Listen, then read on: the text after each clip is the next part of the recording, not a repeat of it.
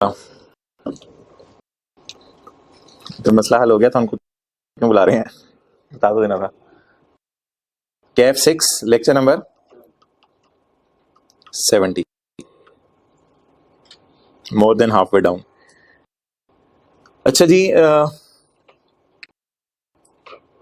Section निकाल लें 28, page 146। Homework वाला सवाल दोनों हो गए थे? अच्छा, अगर कोई इशू है तो कल उस जैसा एक सवाल मैंने कराना है, उसमें इंशाल्लाह वो इशू रिजॉल्व हो जाएगा। सेक्शन 28 ये तो हमने पढ़ा हुआ है कि अच्छा, ये सेक्शन ना बताने लगे कुछ डिडक्शंस, खर्चे, कौन कौन से खर्चे बिजनेस में माइनस करने की इजाजत है। इसमें अगर मैं बुक्स ऑफ डॉलेंस लूँ ना, बुक्स ऑफ डॉलेंस में किराया जो आप पे करते हैं ना बैंक को, डॉलेंस वाले किसी भी एसेट को लीज पे लेने का, तो मैंने आपको बताया भाई ये क्लास में, ये खर्चा माइनस करने की इजाजत है। तो लीज रेंटल पेड बाय डॉलेंस टू अ बैंक, डॉलेंस अगर कोई एसेट किराए पे ले ले और बैंक को किराया पे करे तो ये किराया डिडक्शन के तौर पे अलाउ हो जाएगा। ओके, अगली बात आपने बड़ी इंपॉर्टेंट है, गौर से सुननी है।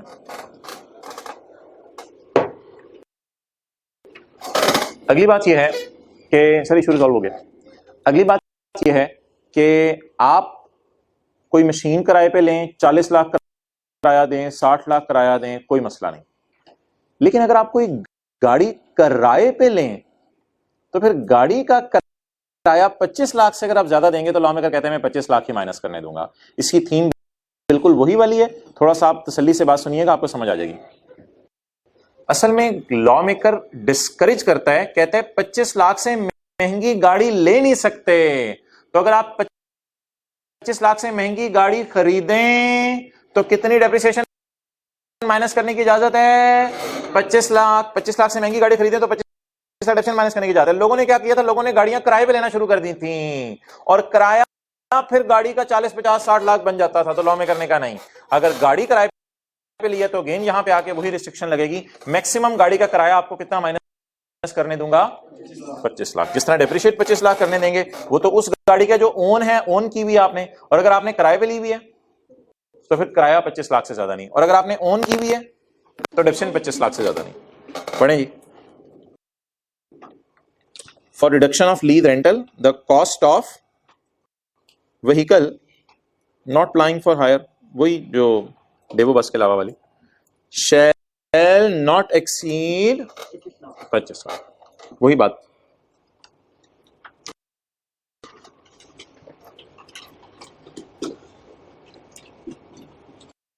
अच्छा, अगले ना ये आसान आसान सी बातें हैं, ए, सी, आई और एच, तो ये एक ही जरा गो में समझ लेते हैं।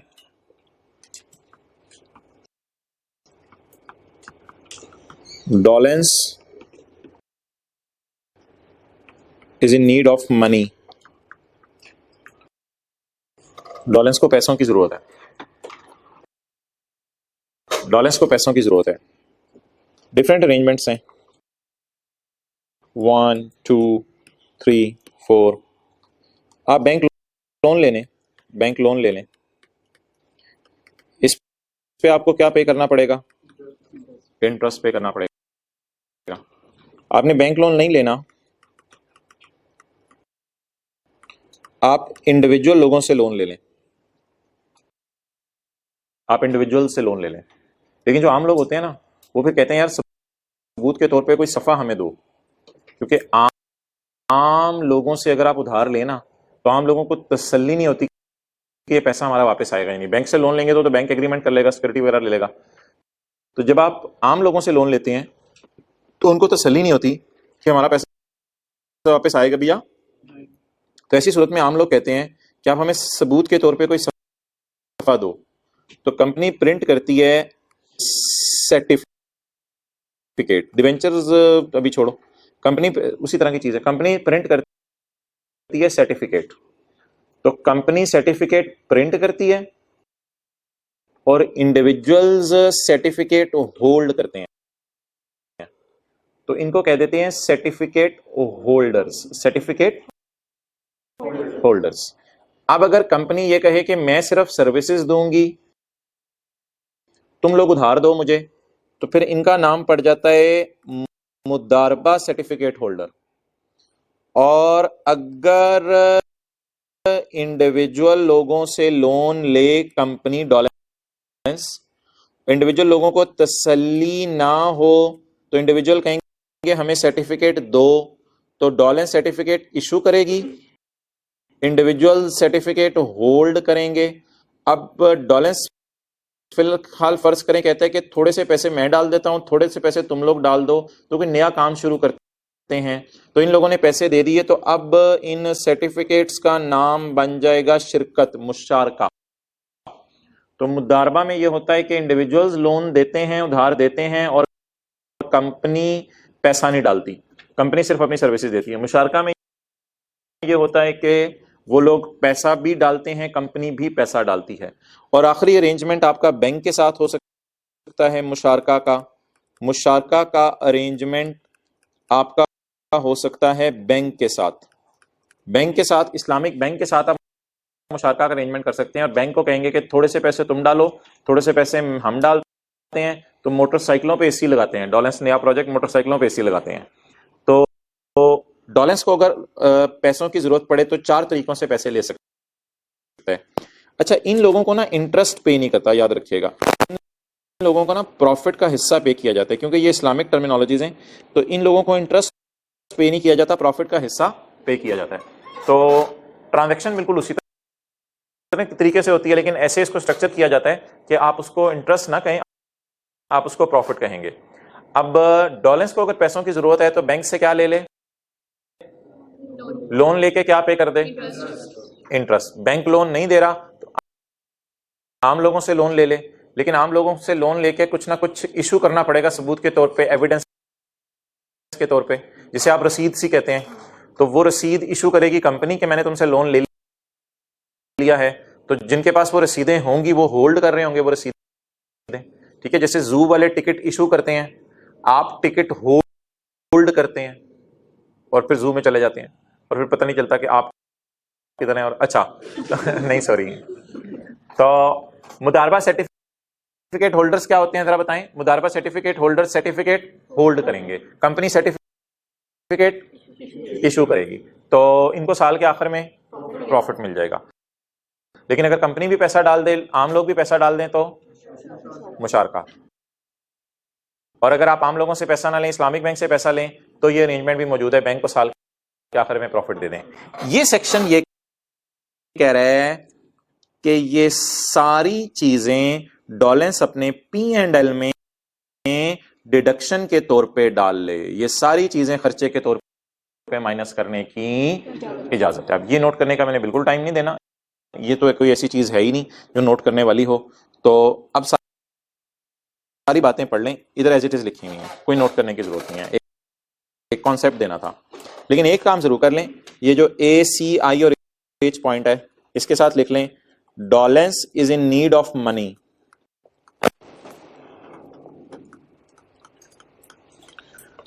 डॉलेंस को पैसों की जरूरत है।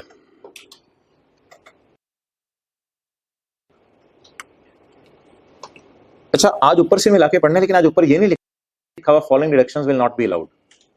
आज ऊपर लिखा हुआ है deduction shall be allowed for any interest on loan paid by, लिखें डॉलेंस, any interest on loan paid by डॉलेंस। तो बता दें इंटरेस्ट माइनस करने की इजाजत है खर्चे के तौर पे। अगर लोन किस में यूज करें? बिजनेस में। अच्छा, ये ना इसने पॉइंट सी में अमाउंट लिखे, लेकिन मैंने आपको लिखवाया प्रॉफिट, तो प्रॉफिट ही लिख लें। एनी प्रॉफिट पेड टू मुदारबा या पार्टिसिपेशन भी कहते हैं, मुदारबा सर्टिफिकेट फॉर फंड्स बोरोड। बोरो किसने किए हैं वैसे?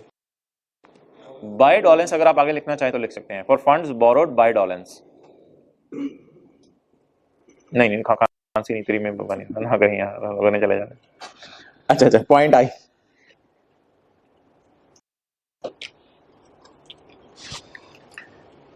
पॉइंट आई पढ़ें जी। एनी प्रॉफिट पेड बाय डोलेंस to Musharaka certificate holder. Any profit, amount को अंडरलाइन करके ऊपर profit, any profit paid by डोलेंस, पर्सन के ऊपर डोलेंस, क्योंकि ऊपर लिखा हुआ मैंने बुक्स ऑफ डोलेंस, ये वो ऊपर सबसे देखें बुक्स ऑफ डोलेंस। एनी प्रॉफिट पेड बाय डोलेंस टू मुशारका सर्टिफिकेट होल्डर, या फिर एनी प्रॉफिट पेड बाय डोलेंस to a bank under a scheme of Musharaka. तो बैंक सर्टिफिकेट क्यों नहीं होल्ड करता? क्योंकि बैंक से एग्रीमेंट होता है, इंडिविजुअल ज्यादा होते हैं, इंडिविजुअल से एग्रीमेंट्स नहीं होते, सर्टिफिकेट दिया जाता है। और बैंक एक ही होता है, इदारा होता है, तो बैंक से एग्रीमेंट हो जाता है। ओके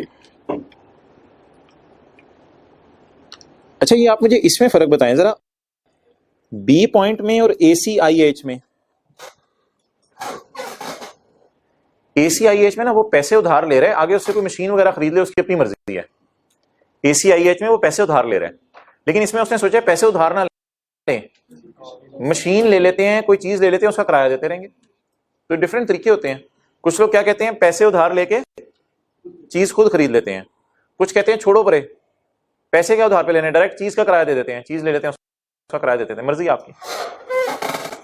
तो इधर किराया माइनस करने की इजाजत होगी, और इधर जो आप इंटरेस्ट पे कर रहे होंगे वो माइनस करने की इजाजत।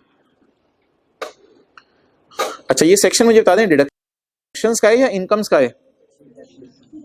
अच्छा, बैंक के लिए इंटरेस्ट एक्सपेंस है या इनकम है? नहीं ख्याल, एक्सपेंस भी है इनकम भी है। देखें, कोई बंदा पैसा बैंक में रखवाए, उधार लेने को मैं नहीं कह रहा, कोई बंदा बैंक में पैसे रखवाए तो बैंक उसे इंटरेस्ट, तो बैंक उस इंटरेस्ट को क्या कहेगा? एक्सपेंस। तो ये सेक्शन डिडक्शंस का है। तो अब ये अगला पॉइंट किसकी बुक्स में है? डोलेंस की बुक्स से बाहर आ जाएं, books of bank, books of bank.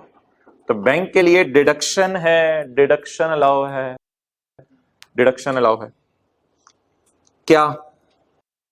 Any interest लिख लें, any interest paid by bank, किसको? To a person. कौन सा बंदा? Maintaining account. उधार लिया हुआ है या अकाउंट खुलवाया हुआ है? अकाउंट खुलवाया हुआ है उसने, मेंटेनिंग अकाउंट। उसने मनी डिपॉजिट कराई हुई है या उधार ली हुई है? Any interest paid by bank to a person maintaining account, account का नाम प्रॉफिट और लॉस शेयरिंग अकाउंट होता है, और अ डिपॉजिट अकाउंट। तो उर्दू में लिख लें, किसी बंदे ने बैंक में पैसे रखवाए हैं, मुसलमान तो नहीं रखवाएगा ना, किसी काफिर लिख लें शक, किसी काफिर ने बैंक में पैसे रखवाए हैं, किसी बंदे ने बैंक में पैसे रखवाए हैं, उसको इंटरेस्ट, सॉरी उसको क्यों बोल रहे हैं, उसके एंगल से तो मैं बात ही नहीं कर रहा। किसी बंदे ने बैंक में पैसे रखवाए हैं, तो बैंक जो इंटरेस्ट पे करेगा वो बैंक के लिए क्या होगा? एक्सपेंस। लिखें लिखें, किसी बंदे ने बैंक में पैसे रखवाए हैं, बैंक उसको जो इंटरेस्ट पे करेगा ये बैंक के लिए एक्सपेंस होगा।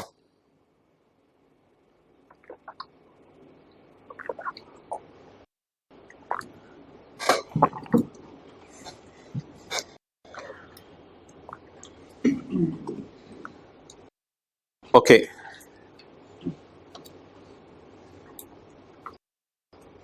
बस जिस तरह चीज को कराया जा रहा हो उस तरह कर लिया करें। ये कितने लोग सोच रहे हैं घर जाएंगे, वीडियो चलाएंगे, पॉज करेंगे, इसकी तस्वीर खींचेंगे, इसे नोट करेंगे।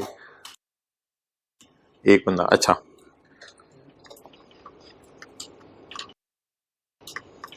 ये कौन है? ये पीने वाली लेसी।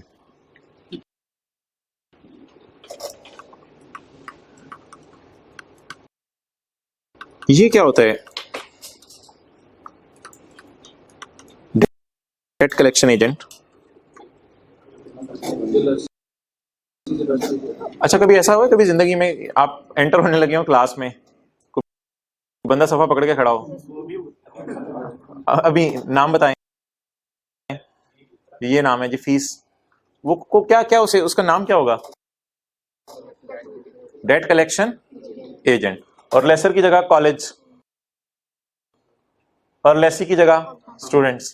ठीक है, तो कॉलेज ने स्टूडेंट से पैसे इकट्ठे करने हैं, तो प्रिंसिपल साहब तो नहीं गेट पे खड़े होंगे। ठीक है पुत्र, पैसे चल बाहर। ठीक है, तो क्या क्या रखेगा कॉलेज? कोई बंदे रखेगा, उन बंदों को क्या कहेंगे?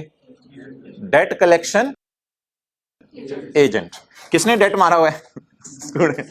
नहीं चलें छोड़ें, आप तो अच्छे बच्चे। आपने तो अगले सेशन की भी जमा करा दिया। अच्छा, लेसी बोले, लेसी पैसे इसको देगा, फर्ज करें लेसी पैसे इसको देगा, और ये लेसर को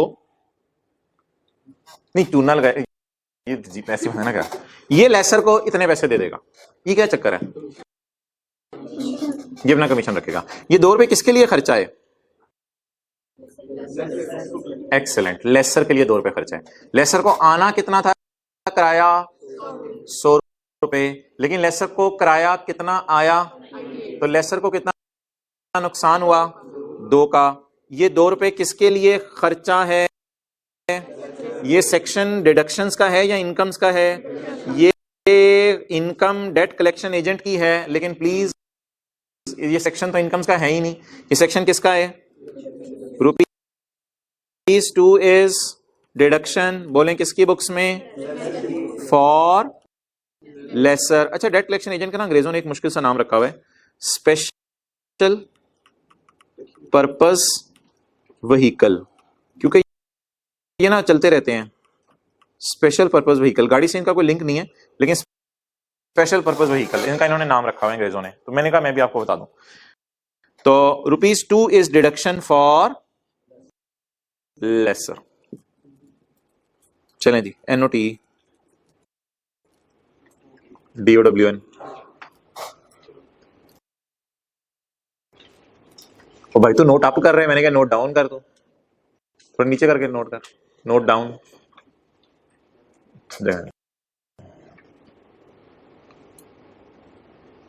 ये दिल में जगह होनी चाहिए कि चक्कर में गाड़ी में 8 बंदे बैठे होते हैं, क्यों तंग करते हैं? इस तरह की बातें करके लोगों को तंग नहीं किया।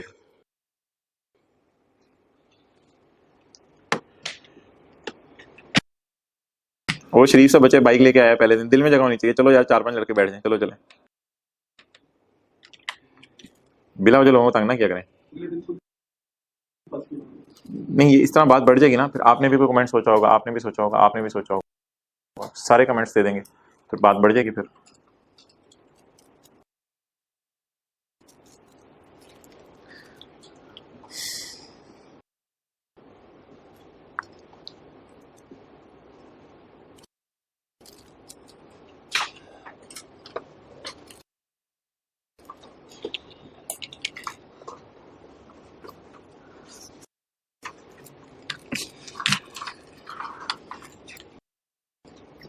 टर्म टेस्ट का जो सिलेबस शेयर किया था वो देख लिया या उसको तैयार करना शुरू कर दिया है? चलें जी, आ जाएं।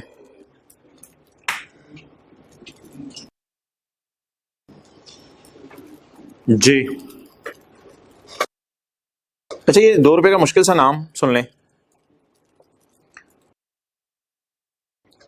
Financial cost of securing receivable. बोले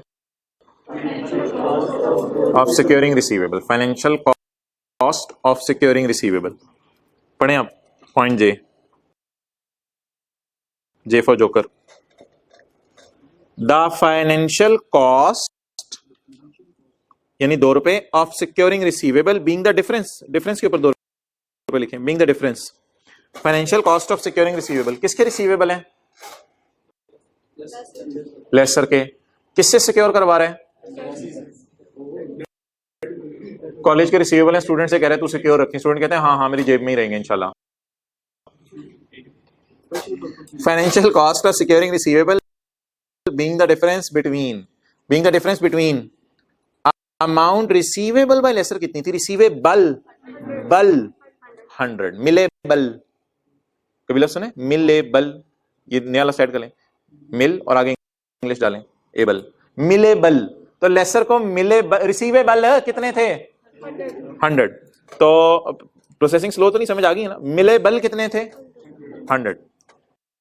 और मिल ले the amount received from special purpose vehicle, तो स्पेशल पर्पस व्हीकल से कितने मिले? 98।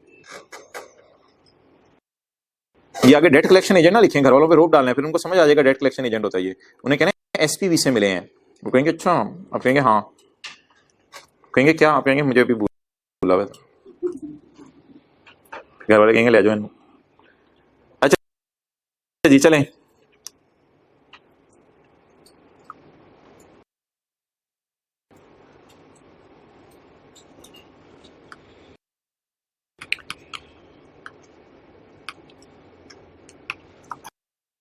House building finance corporation, national development leasing company, small and medium enterprise bank, इन तीनों को जब इन्होंने बिजनेस शुरू किया, इनका काम होता है, हाउस बिल्डिंग का काम होता है लोगों को घर बनाने के लिए लोन देना, लीजिंग कंपनी का काम होता है लोगों को लीज पे चीजें देना, small and medium enterprise bank का काम होता है छोटे कर्जे देना। तो इन तीनों ने जब कारोबार शुरू किया तो इन तीनों को खुद कर्जे की जरूरत पड़ गई, इन तीनों को खुद कर्जे की जरूरत पड़ गई। ये गए डैड के पास, हमने तो नहीं खांसी करनी, ये गए किसके पास?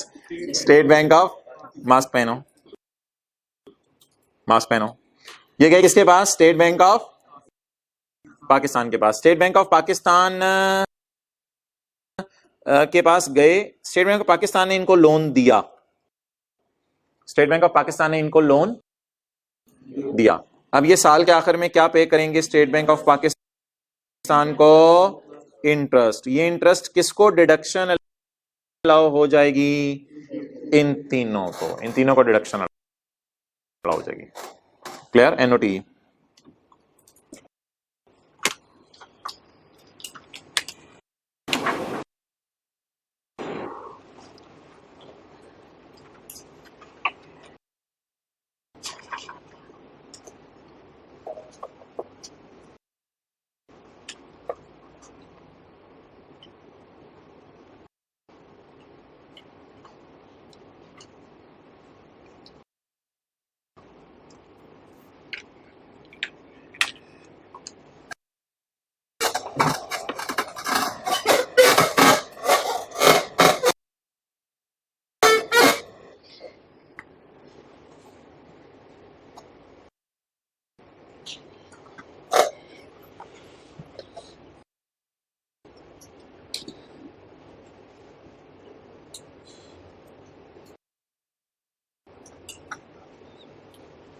चलें जी पढ़ें।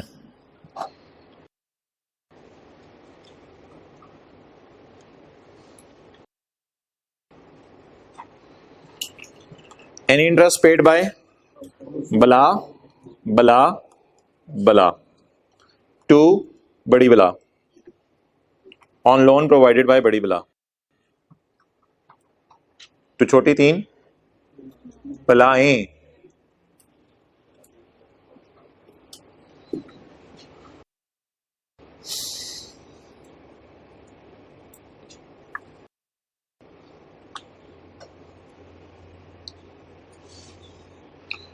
अच्छा जी, अब लीज की तरफ मूव करते हैं। अच्छा, इसको रिवाइज कर लें।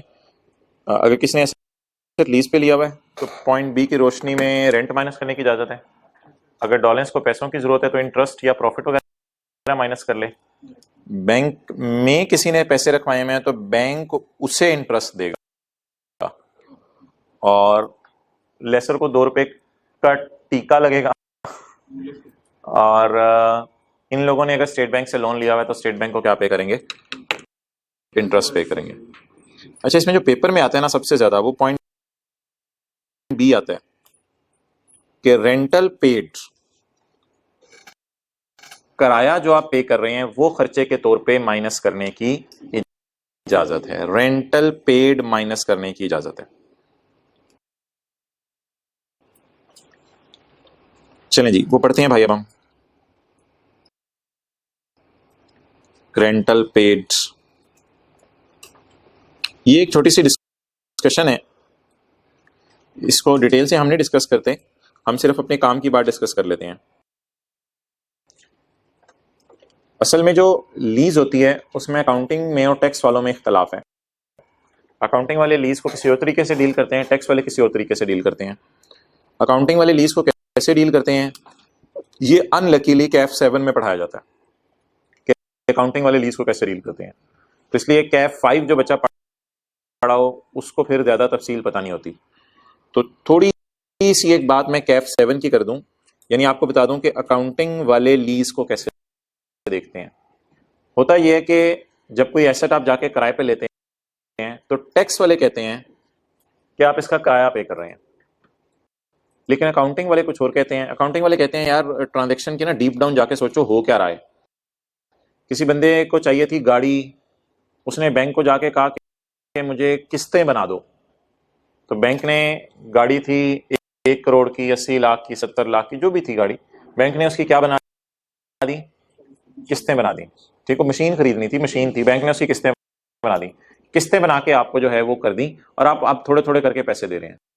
तो अकाउंटिंग वाले सर आपको कहेंगे कि ये असल में ना ये किराया करोया कोई नहीं है, डीप डाउन जाके बात देखो, ये एसेट आप बाय कर रहे हो और ये एसेट बाय कर रहे हो 6-7 साल में आपने इसका किराया नहीं देना।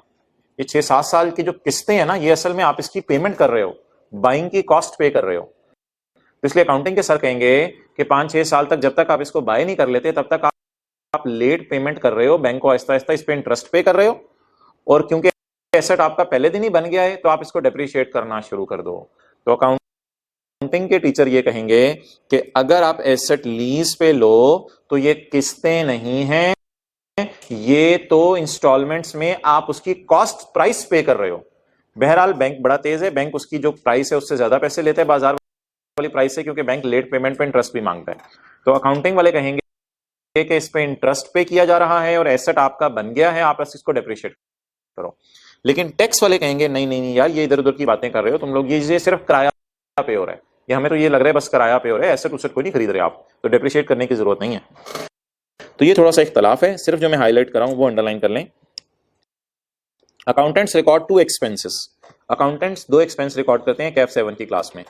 एक अकाउंटेंट्स एसेट को क्या करते हैं, जिसे मैं कह सकता हूं अकाउंटिंग वालों की डेप्रिसिएशन, तो अकाउंटिंग वाले डेप्रिशिएट करते हैं और अकाउंटिंग वाले इंटरेस्ट पे करते हैं। हाँ वो किराए में छुपा होता है, लेकिन ये बात काट दें, अभी आपके लिए क्या जरूरी है, कैफ 7 तो नहीं पढ़े ना, which is included in rental, किराए में इंटरेस्ट छुपा होता है। तो अकाउंटिंग वाले हजरात पे करते हैं इंटरेस्ट। टैक्स वाले क्या करते हैं जी, टैक्स वाले कहते हैं यार डेप्रिसिएशन इंटरेस्ट को फारिग करो, ना ये आपका एसेट है तो डेप्रिसिएशन का है कि ना ये कोई लेट पेमेंट है, आप तो बस इस्तेमाल करते हो, साल का किराया साथ साथ देते जा रहे हो, तो ये तो ना इंटरेस्ट है ना डेप्रिसिएशन है। As per tax authorities lessee is only paying rent and he has not purchase the asset. बहरहाल इस लाइन को छोड़ें, बस ये लाइन है असल। Tax authorities only allow rental, ये भी पढ़ा है हमने सेक्शन 28 के बी में, 28 के बी में, 28 के बी में अभी हम पढ़ के आए हैं कि टैक्स वाले क्या माइनस करने देते हैं, रेंटल। अब जरा विजुअलाइज करें करंट टैक्स, वो जो टैक्स की वर्किंग है उसमें क्या होगा, ऐड क्या होगा और लेस क्या होगा, विजुअलाइज करें। If in the numerical we start from profit, तो ऐड क्या होगा, लेस क्या होगा। प्रॉफिट तक पहुंचते हुए अकाउंटिंग के टीचर ने अकाउंटिंग डेप्रिसिएशन माइनस करवा दी होगी, उसे क्या करना पड़ेगा, उसकी जगह टैक्स सेक्शन तो माइनस नहीं हो सकती ना, क्योंकि टैक्स वाले तो मान ही नहीं रही आपका एसेट है, वो कह रहे हैं आपने ये किस पे लिया हुआ है, अकाउंटिंग डेप्रिसिएशन ऐड होगी, और क्या ऐड होगा, इंटरेस्ट एक्सपेंस, और माइनस क्या होगा, रेंटल, किराया माइनस होगा।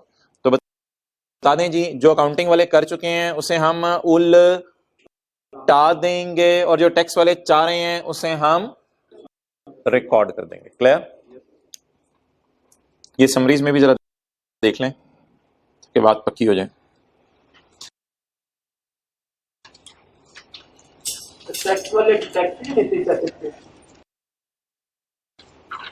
देखो एसेट पे टैक्स क्या मतलब, ये एसेट का खर्चा रिकॉर्ड होना है ना, तो खर्चा डिडक्शन अलाउ है या नहीं, ये डिस्कशन है कि खर्चा माइनस कर सकते हैं या नहीं।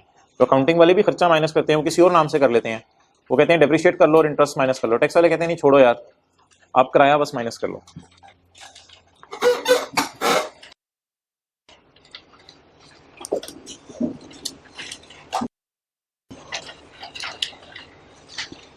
पेज नंबर 195, आई होप नई किताबें ले ली होंगी। Rules for income from business, part A,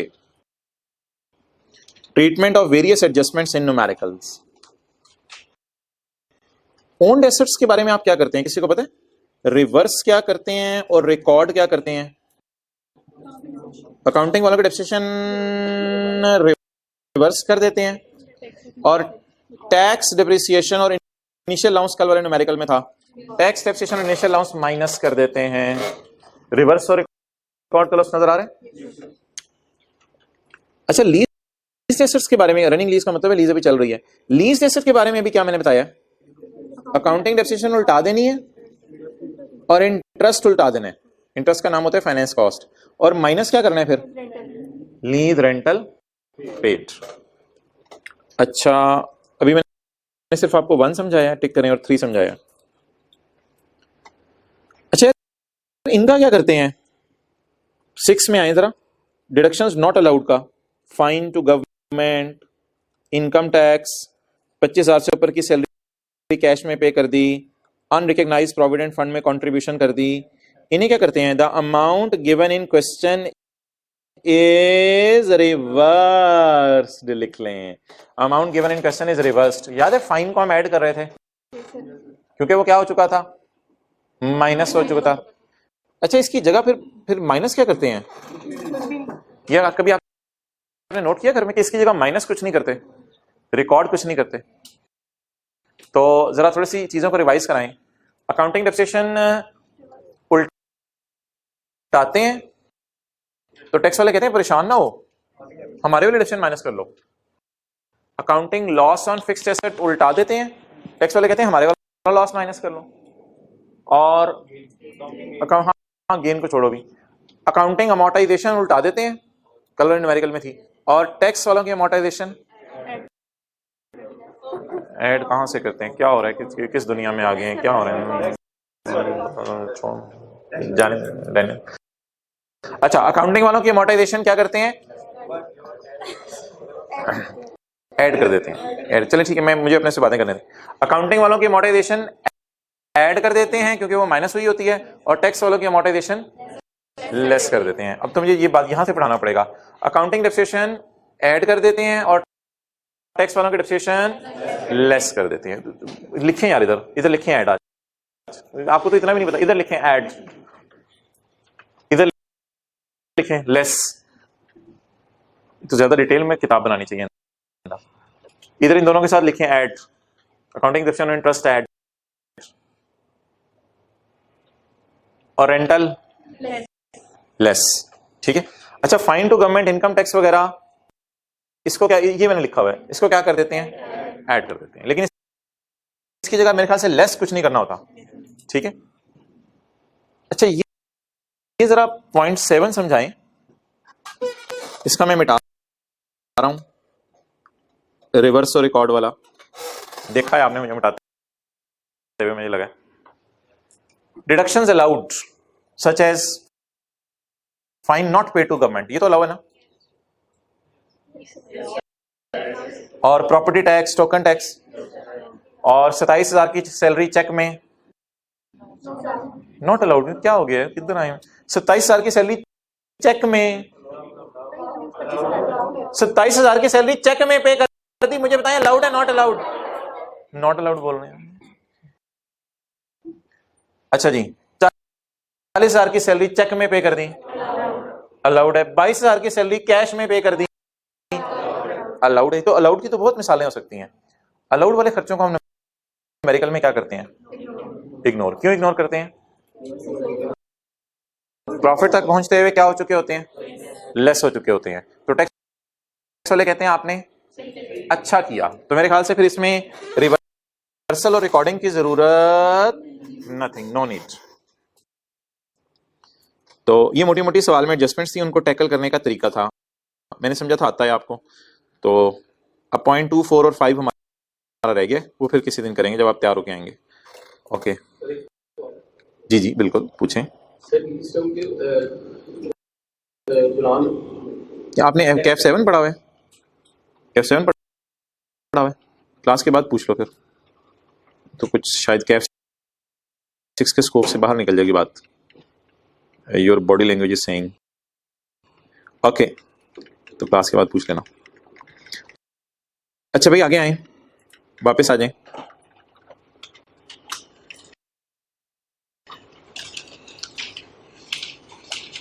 चल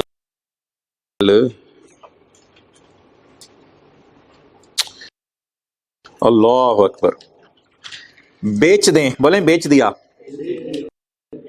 डिस्पो एंड एक्यूजिशन। तो जी डिस्पोजल के बारे में मुझे बताएं कि डिस्पोजल के मानी बहुत ब्रॉड हैं, तो जरा देखते रहिएगा डिस्पोजल ऑफ एसेट्स किस किस तरीके से हो सकती है। An asset will be considered as disposed of। ये वो बिजनेस का चैप्टर खत्म होने वाला है ना एक दो दिन में, आप सोचा था अपने साथ साथ इसको याद करेंगे। An asset will be considered as disposed of when its ownership comes to an। एक एसेट समझ लिया जाता है बिक गया जब उसकी ओनरशिप खत्म हो जाए। ओनरशिप एसेट की कैसे खत्म होती है? जब आप उसको बेच दें या बदले में ट्रांसफर कर दें, किसी के नाम लगवा दें, बांट दें, लोगों में तकसीम कर दें, ये लो बैटरी तुम ले लो, मोबाइल तुम ले लो, चार्जर तुम ले लो, कैंसिल सॉफ्टवेयर लाइसेंस वगैरह कैंसिल करवा लें, ठीक है, ओनरशिप एंड हो गई। एसेट पे खड़े हो जाएं, उस पे एसेट पे डिस्ट्रॉय हो गया। जेब फटी हुई थी, एसेट वापस आए, जेब किधर, वो जेब फटी थी। एक्सपायर सॉफ्टवेयर लाइसेंस वगैरह, चोर डाकू आया, आपने हाथ खड़े किया, आपने कहा ले जाओ यार, ये भी ले जाइए, सरेंडर। तो इन सारी सूरतों में एसेट आपके पास से जा। ये डिस्पोजल क्या होता है? जा। एक्विजिशन क्या होता है? आ।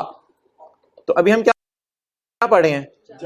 तो जा जा जा जा जा जा जा 7-8 दफा पढ़ लिया हमने। Sold, exchange, transfer, distributed, cancel, destroyed, lost, expired, surrender mean जा जा जा जा जा जा जा जा जा। पॉइंट 2, अभी जाना बस नहीं हुआ, अच्छी तरह जाने, एक ही दफा जाना है सबने। पॉइंट 2, ट्रांसमिशन होता है, transfer of an asset by succession और विल। इसका मतलब होता है जो वसीयत या विरासत में तकसीम हो जाना। Shall be considered as disposal. तो वालिद साहब अगर फोत हो गए तो समझ लिया जाएगा उनके एसेट्स डिस्पोज हो गए हैं और बच्चों के नाम ट्रांसफर हो गए हैं। पॉइंट 3,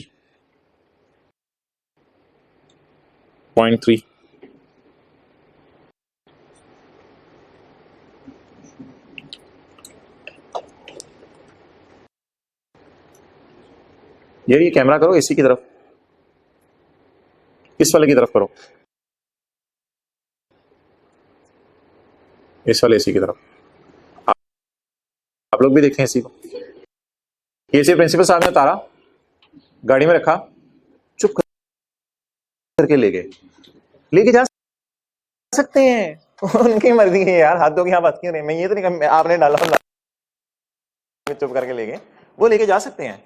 तो पढ़े पॉइंट 3 में हुआ क्या? ले आओ इधर।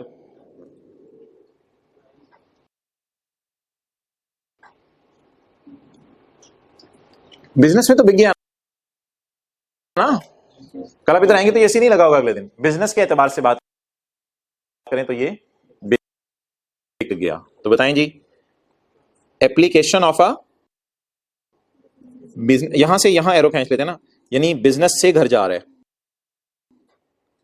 Business asset to will be considered as disposal.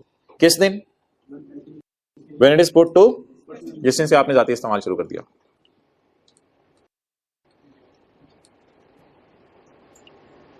बेटे ये कुर्सी का क्या करना है? अम्मी पीछे फेंकें, घर से बाहर फेंकें, खत्म करें, बात खत्म। मैंने बिजनेस एसेट इज डिस्कार्डेड। तो कोई एसेट पड़े होते हैं बिजनेस में, सोचता है बंदा कहाँ बेचने जाए, कहाँ, चल फेंको यार इसको, कोई भी उठा के ले जाएगा, तो फिर ये एसेट क्या होगा? डिस्पोज हो गया। अच्छा, और सीजेस टू बी यूज्ड, या कोई कुर्सी पड़ी हुई है पिछले 10 दिनों से फोटोकॉपियर के पास, कोई बैठना उस पर पसंद नहीं कर रहा, सीरीज टू बी यूज, बिजनेसमैन ये भी समझ लो बिक गया, सीरीज to be used, it will be considered at it is disposed. अम्मी की इसकी बहुत सी चीजें घर में पड़ी हैं जो सीरीज टू बी यूज्ड है, ये नहीं कहना अम्मी it is assumed as disposed, please. Point 4, a disposal shall include disposal of part of an asset। एक बड़ा सा एसेट है, जहाज है, आंखें बंद करें, जहाज उड़ने वाला, ट्रेन में लेके आए, उस जहाज के आपने कुर्सियां बेच दी, तो it is considered as disposal. अब कारपेट डाल के बैठ जाए। अच्छा जी, तो ये डिस्पोजल है, ये 5 से 7 नंबर का पेपर में आता है और कहते हैं कि डिस्पोजल में क्या क्या चीजें कवर हो रही हैं। पता नहीं, थ्योरी का सवाल बड़ा आ रहा है, 2 दफा तो आ चुके हैं। एक्विजिशन क्या होता है? खरीदना। तो the time of acquisition of an asset is the time when person begins to, जब आपके नाम लग गया तो आपका है। मिसाल के तौर पे बिल्डिंग है, लैंड है, एलडीए में आपके नाम लग गई तो you begin to own it, ये आपकी, आपने एक्वायर कर ली।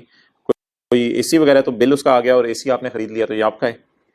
Including the time for grant of right. कई दफा ऐसा होता है कि जमीन का फटा वगैरह चल रहा होता है, एलडीए वाले कहते हैं यार ये आप इस्तेमाल शुरू कर दो तो दूसरे बंदों को हम देख लेंगे, फिर थोड़े अरसे में आपके नाम भी करवा देते हैं। तो कई दफा चीजों के इस्तेमाल करने का हक हमें पहले मिल जाता है, तो फिर उसी दिन से हम उसको क्या करना शुरू कर देते हैं, own. Including the time for grant of right. ये क्या चक्कर है?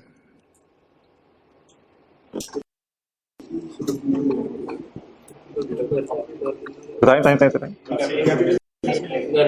हाँ, घर से प्रिंसिपल साहब ने वॉशिंग मशीन लाके इधर रख दी कि हॉस्टल वाले बच्चे कपड़े धो लिया करें इसमें। तो घर से प्रिंसिपल साहब ने वॉशिंग मशीन लाके इधर फोटोकॉपी शॉप के साथ रख दी, तो अब ये बिजनेस एसेट बन गया। पहले कौन सा था? पर्सनल। और अब कौन सा है? ऑटोमेटिक मशीन है। परेशान क्यों हो रहा है? कुछ भी नहीं करना, डालने कपड़े निकाल देने।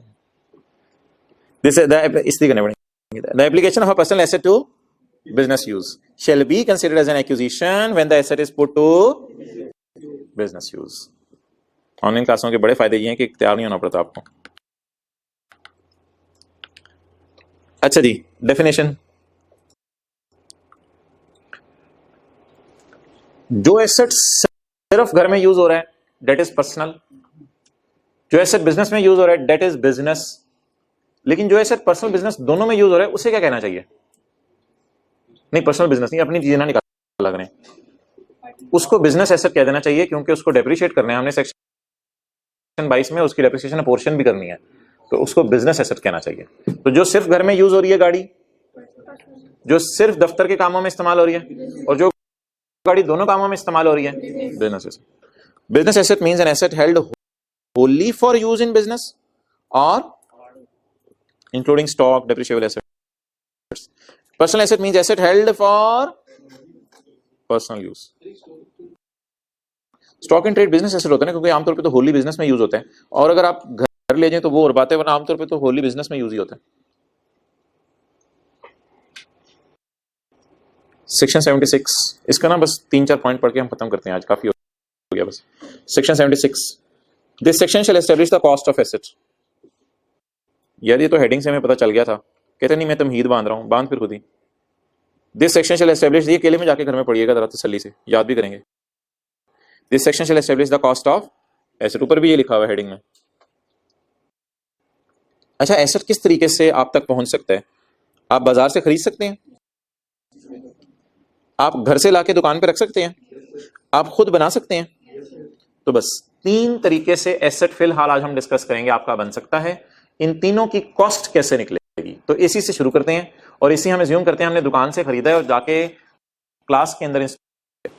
तो cost of purchased asset shall be sum of amount given for the asset. ये पैसे किसको दिए होंगे आपने? दुकानदार को। ये क्या है? Including fair value of consideration in kind determined at the time asset is acquired. हम एसी खरीदने गए, दुकानदार ने कहा यार पैसे दो, हमने कहा वो डिग्गी में जनरेटर रखा हुआ है, कहते हैं डिग्गी है, डिग्गा है। हमने कहा बड़ी वाली गाड़ी है, डिग्गी है, आ जाओ, जनरेटर रखा हुआ है उसमें। तो एसी उसे खरीदा और जनरेटर दे दिया। तो बताएं हमने कैश पे किया है या हमने कंसिडरेशन इन काइंड पे किया है?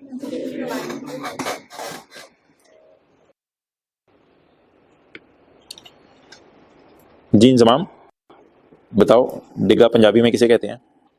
गिर गया। थोड़ी सी पंजाबी सीखो। पॉइंट बी, आर्टिकल्स लाहौर में ही करने हैं ना, सीखो फिर Punjabi. Any incidental expenditure, incidental expenditure कौन से होते हैं?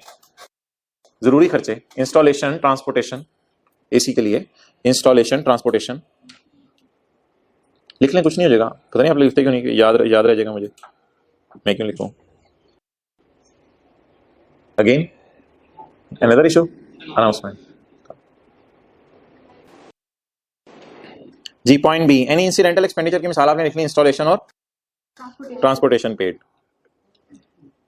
इन acquiring and disposing the asset. ये क्या चक्कर है यार? ये भी कैफ 7 की वैसे बात है, लेकिन क्या आप ये एग्री करते हैं कि खरीदते हुए अगर इंस्टॉलेशन होती है तो बेचते हुए डी इंस्टॉलेशन होती होगी? तो वो खर्चा भी अगर आपको पेपर में दे दे तो आप कॉस्ट में ऐड कर दीजिएगा, लेकिन वो खर्चा ना अंदाजा होता है। वो खर्चा तो डी इंस्टॉल करने का भी पता तो नहीं कितने में होगा डी इंस्टॉल। तो ये प्लीज जरा फोकस करें कि खरीदने के वक्त कोई ट्रांसपोर्टेशन इंस्टॉलेशन है वो भी, और बेचने के वक्त अगर कोई है वो भी एसेट की कॉस्ट का पार्ट है। अच्छा ये क्या है? एक्सपेंडिचर पेड टू ऑल्टर और इंप्रूव द एसेट। ये डेवो बस हमने मंगवाई बाहर के मुल्क से, तो हमने देखा बीच में फोल्डिंग नहीं लगी हुई थी। यार जीव लोग हैं, पागल लोग हैं, फोल्डिंग नहीं लगी हुई, चलने के लिए रास्ता रखा हुआ है जीव लोग हैं, तो फोल्डिंग हमने लगवा दी बीच में। तो लाख डेढ़ की वो बीच में फोल्डिंग लगी। अब उड़ उड़ के लोग आ रहे हैं, सीटों पे बैठ रहे हैं, बीच में फोल्डिंग में। तो वो जो फोल्डिंग का खर्चा है उससे क्या बिजनेस को ज्यादा रेवेन्यू जनरेट होगा? तो इसलिए वो जो फोल्डिंग सीटें लगवाई हैं क्या वो एसेट की कॉस्ट का पार्ट बनेंगी? Yes, including any expenditure paid to alter और इंप्रूव द एसेट।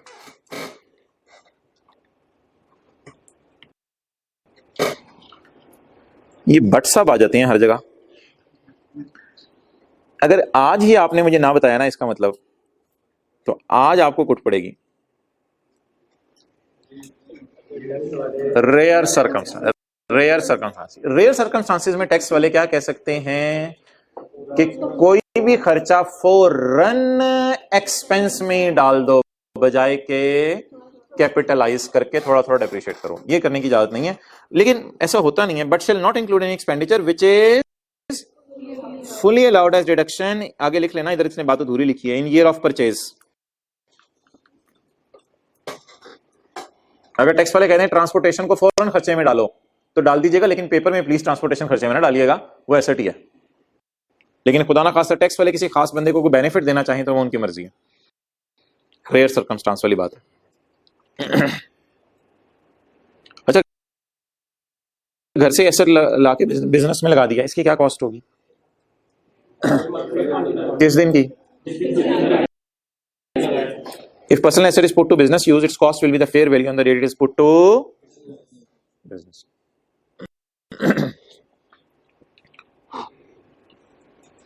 अच्छा, कल कोई आपकी मसरूफियत तो नहीं रात 10 बजे के बाद? सो जाते हैं, मुझे बताएं। अच्छा, तो कल को टाइम निकाल लें 10:05 पे, 15 मिनट निकाल लीजिएगा। उसमें हम जूम के ऊपर बैठ के डिस्कस कर लेंगे। टेस्ट कौन सा वाला हुआ है अभी? 7, जिसमें वो एग्रीकल्चर का पहला सवाल पता नहीं आप लोगों को परेशान कर रहा है, हालांकि मेरे निकाल को इतना इशू है। तो कितने लोग निकाल लेंगे 10-15 मिनट? कल ग्रुप में मैं लिंक शेयर कर लूंगा, तो आ जाइएगा। घरों में, ये कॉलेज ना आ जाइएगा, दरवाजे के बाहर खड़े हो। जूम इधर अंदर से मिलता है, जूम फोटोकॉपी शॉप में है। अब आप कहते हैं इतने भी नहीं, सारा हमें पता ही है। फिर लेकिन जब शुरू होती है मीटिंग, कहाँ क्लिक करना है सर? किस बटन को प्रेस करना है? अच्छा चलें जी, पॉइंट 4 उसी वक्त आपको गाइड कर दिया जाएगा। पॉइंट 4 टेंटेटिव टाइम मैंने आपको बता दिया, कल कंफर्म कर दूंगा। द कॉस्ट ऑफ प्रोड्यूस्ड, अच्छा वो उस एसेट की क्या डिसाइड किया जो पर्सनल एसेट और बिजनेस में यूज हो रहा है? और द कॉस्ट ऑफ प्रोड्यूस्ड और कंस्ट्रक्टेड एसेट, जो एसेट आप खुद बना रहे हैं, जो एसेट आप खुद बना रहे हैं। मिसाल के तौर पर प्रिंसिपल साहब ने ऑफिस बॉयज को कहा यार इधर आओ, क्या कोरोना की छुट्टियां हुई हैं, क्या कर रहे हो तुम आजकल? सर आपको चाय पिलाते हैं, पानी पिलाते हैं, आपके लिए बाहर से खाना लेके आते हैं। यार कोई काम करो। नहीं सर, मैं काम ही तो कर रहे हैं। अच्छा ऐसा करो, ईंट बजरी सीमेंट इकट्ठी करो, ऊपर कैंटीन पक्की बनानी है, बच्चे बड़े परेशान हैं, ऊपर कैंटीन पक्की बना दो ईंटों की। तो अब ये कौन सा एसेट बन जाएगा?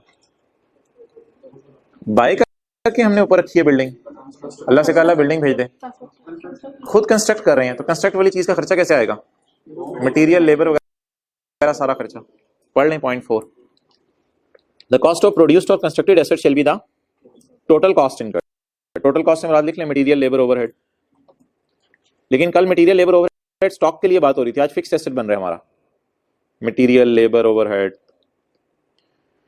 Cost of constructed asset shall be total cost incurred in producing और constructing the asset plus any incidental, कोई भी जरूरी खर्चे, इंटें मंगवाई, सर सारा खर्चा, and expenditure pay to alter, और बाद में आपने दीवार तोड़ के थोड़ी और एक्सटेंड कर ली, तो ये भी एसेट की कॉस्ट का पार्ट बनेगा। ठीक है जी, पास्ट पेपर्स की तरफ आ जाए।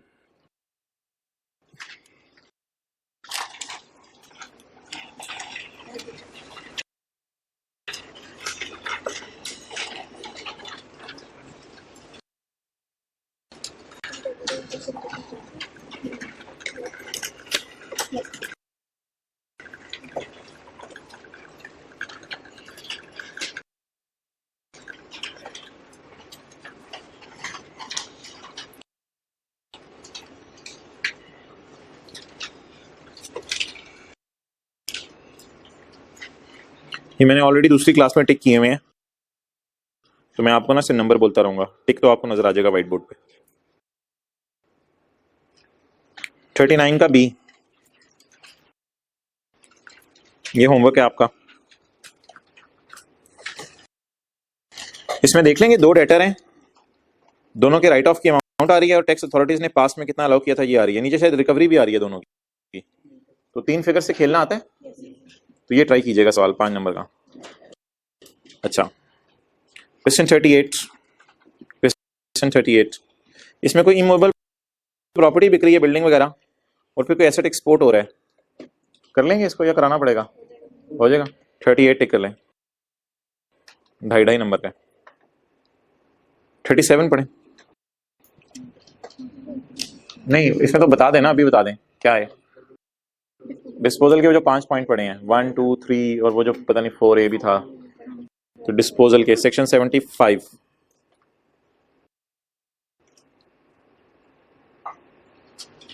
35 पढ़ें। पहली 2 लाइनें छोड़ें। Under the income tax ordinance advise Akram about the limits for deduction of entertainment. Entertainment को माइनस करने के लिए कोई लिमिट्स हैं, कुछ है तो बता दो। 7 नंबर का सवाल आ गया है, पेज नंबर बताएं।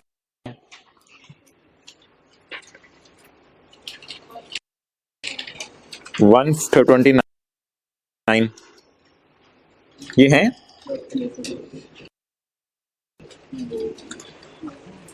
पाकिस्तान में फॉरेन क्लाइंट्स आ जाएं या सारा इसी तरह का जो पड़ा था, opening of new branches.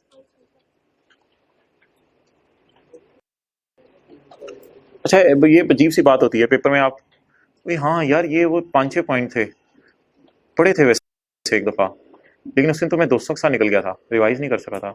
7 number, ओह यार 6 महीने 7 यार, अजीब वैसे दोस्त हैं। चलें क्वेश्चन 37 पे है, एक्सप्लेन द टर्म डिस्पोजल। हाँ ये भी पढ़ा था, ट्रांसमिशन याद आ रहा है बस मुझे, सरेंडर बस ये लफ्ज याद आ रहा है, लेकिन इनके शुरू में तमहीद कैसे बांधी थी, कज़न की शादी थी उस या क्या हो जाता। तो भाई प्लीज़ अपने आप को खुद ही सेट करना पड़ेगा आपको, आई के पास आके सेट नहीं करेगा। ये सीधे सीधे नंबर आ रहे हैं पेपर में, 7 नंबर 5 नंबर मुफ्त के नंबर हैं। इस तरह के सवाल पेपर में 25 से 30 नंबर के आते हैं, हमेशा आते हैं 25 से 30 नंबर के। तो हैरानी होती है जो बंदा आके कहते हैं टेक्स्ट फेल हो गया है। चलें जी, सी और डी पॉइंट पढ़ लें। सी और डी पॉइंट, क्वेश्चन 34 में पहले डेड लाइन पढ़ लें, पहले वाली।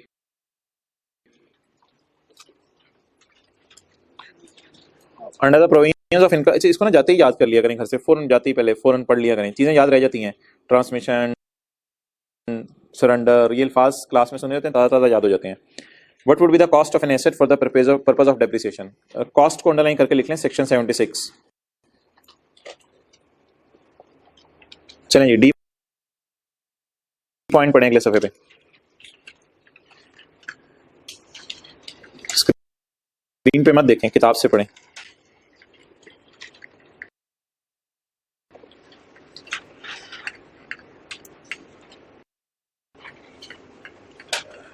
अम्मी अबू ने क्या नाम रखा है बच्चे का? राही।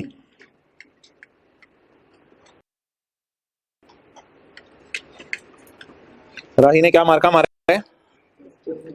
Constructed a chimney for his factory in Korangi industrial area. तो कॉस्ट कैसे निकलेगी इसकी? 776 का नहीं, raw material labour overhead please आपने लिख के आएंगे, वो तो मैंने आपको समझाने के लिए लिखा है। आप तो लिख के आएंगे the cost of produced asset shall be total cost incurred in producing और constructing plus any incidental expenditure, बस ये लिख के आएंगे आप। तो 76 का 4 सी में आ जाए। आई के अपनी तरफ से सिनेरियो बनाने की कोशिश की है लेकिन बन नहीं सका, आसान सा है। 76 का सी पढ़े।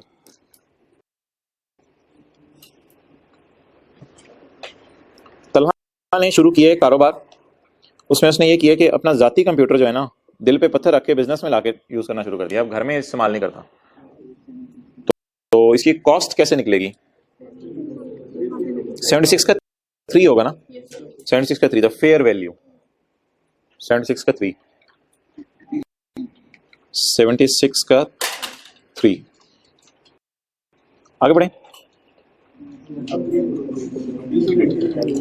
उसने अपग्रेड कराया ऑपरेटिंग सिस्टम ताकि बिजनेस रिक्वायरमेंट्स पूरी हो जाए। इसको ना फिर आप एक और पॉइंट से उठा लें, 2 के सी से उठा लें। 2 के सी में ऐसी बात लिखी हुई है ना, हालांकि वो तो परचेज एसेट के लिए, लेकिन इधर भी लग जाएगी। Any expenditure paid to alter और improve the asset is a part of cost of asset, इस तरह एक लाइन ऐड कर दीजिएगा। तो हाँ 76 मेंटेनेंस तो वैसे खर्चे में चली जाती है, इंप्रूव करने का खर्चा कैपिटलाइज होता है। 76 के 2 का सी, अपग्रेड करने से बेनिफिट्स आएंगे, तो ये इंप्रूवमेंट ही है।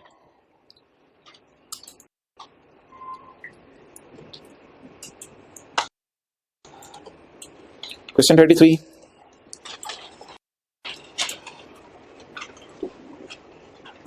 इन income tax ordinance term disposal has a wider meaning than sale. बिल्कुल ऐसा ही है, सेल से बहुत ज्यादा वाइडर मीनिंग है। चोरी भी हमने डिस्पोजल में डाल दी थी, डिस्ट्रॉय करना भी डिस्पोजल में डाल दिया था, बिकॉज इट इंक्लूड्स एक्सचेंज।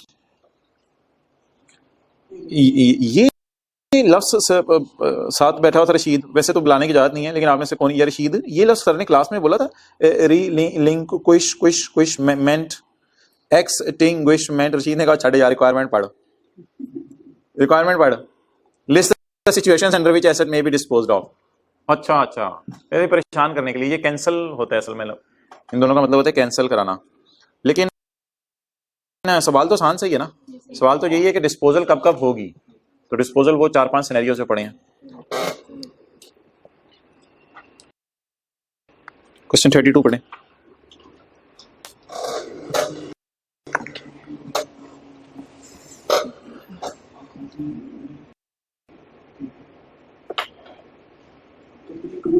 ये रोजाना ही 10 बजे आप आ जाया करें, 10-15 मिनट के लिए, पास पेपर उस टाइम कर लिया करेंगे, तो अभी थ्योरी चलती रहे क्लास में। चलें देख 32, describe the methods of accounting that may be adopted under income tax ordinance 2001 by following persons deriving income under the head income from business. Company ने कौन सा सवाल क्या है यार? मेथड ऑफ अकाउंटिंग सवाल है, दैट मे बी यूज्ड। हाँ जी बोलें, मेथड ऑफ अकाउंटिंग ढूंढे यार। 32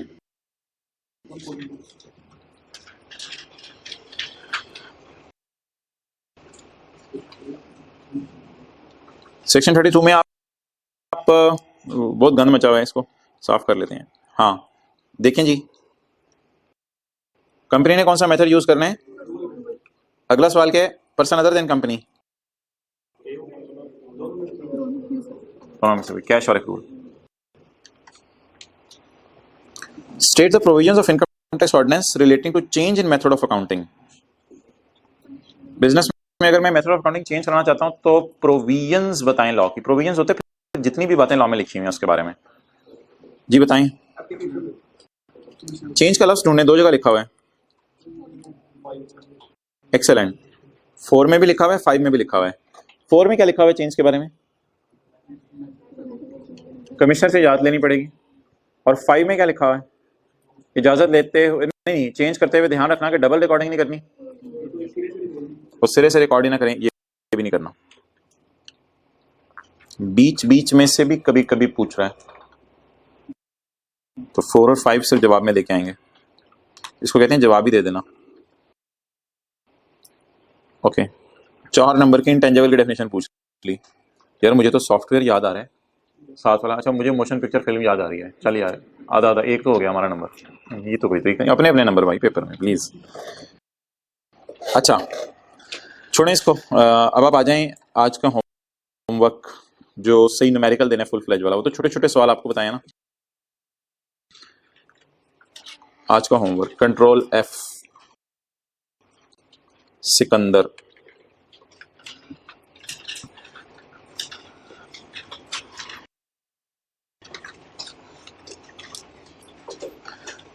जी भाई, खान भाई का नाम बताएं। Sikandar Khan is involve in the manufacturing of electric details for tax 2024। RS follows. We are very very lucky यार। इसका सोल्यूशन ही दिया अगले सफे पे। इसे कहते हैं किस्मत जागी है। इसका सोल्यूशन ही दिया अगले सफे पे।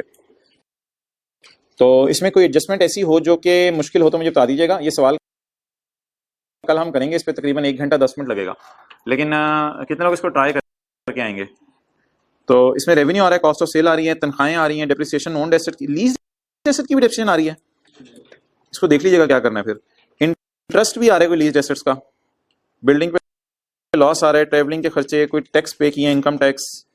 आगे आ जाए कुछ सैलरीज में कोई फटाफट है, फिर टैक्स टैक्सेशन दी हुई है, कोई रेंटल्स वगैरह दिए हुए हैं लीज वाले, बिल्डिंग कोई बेची है, शायद कंसिडरेशन कॉस्ट से बढ़ गई हो, और फर्नीचर कोई एक्सपोर्ट कर दिया हमने। फिर कुछ 4-5 खर्चे दे रहे हैं। सेक्शन 21 देख लीजिएगा कौन से अलाउड है कौन से नॉट अलाउड है। कुछ 4-5 खर्चे दे रहे हैं, घर के बिजली के बिल भी इसमें डाल रहा है। और फिर आगे तय रहा है रेवेन्यू में कोई बैड डेट पड़ा हुआ है, बैड डेट रिकवरी, तो ये वो फॉर्मूला लगा लीजिएगा। और फिर क्रेडिटर में कोई पुराने क्रेडिटर पड़े हुए हैं, ये इसका क्या हमने करना है? क्रेडिटर में कोई पुराने क्रेडिटर पड़े हुए हैं। कल याद नहीं सेक्शन 34 का 5 पड़ा था कि पुराने क्रेडिटर को अगर पैसे ना दें तो कोई अनदेखी चीज तो नहीं लग रही। ठीक है, तो टैक्स लाइबिलिटी कितने लोगों की मैच करेगी कल मेरे सोल्यूशन से? अच्छा, ट्राई करेंगे। ठीक है, और मुझे उम्मीद है इंशाल्लाह 60-70% सही होगा आपका। ओके, अस्सलाम वालेकुम। हाँ, तो कभी कभी हम सेल से भी चला करेंगे, वो भी देखेंगे।